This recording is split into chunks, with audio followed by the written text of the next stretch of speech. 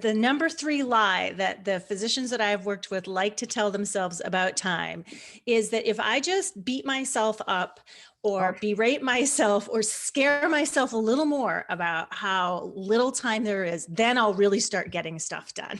If I keep telling, I've been telling clients for well over a decade now, my dear physician clients, that you cannot hate yourself enough to make yourself get really good at time management. It is absolutely will not happen. Yeah.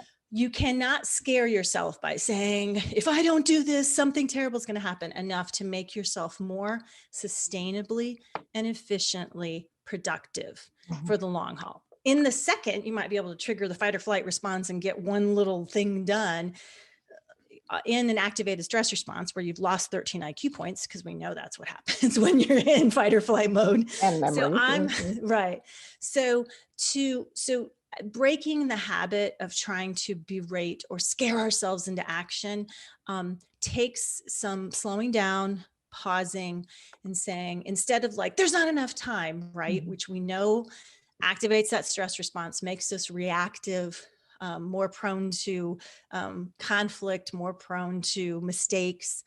If we can slow our roll a little bit and say, in the available time I have, what's one meaningful thing that I can do? What's one step I can take that my future self will be glad that I have done, that lines up with my values?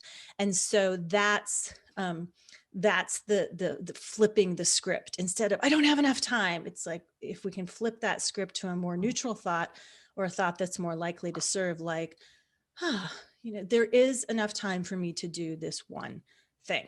So how do you relate to that lie? Is that ever one that you've told yourself?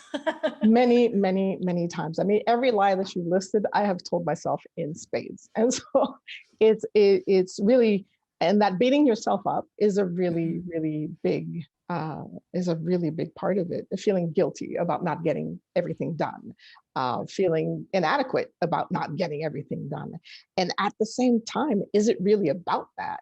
Or is it about having an impact? Is it more about, and that's what kind of, I'm when I'm listening to you talk, it's like, well, am I going for getting something done and hopefully I can get it done and not feel so crazy? Or can I say that I had an impact today? Yes. And if I had an impact today, then maybe I didn't get to all my list, but that's okay, because I had an impact today, and that's a pretty cool feeling.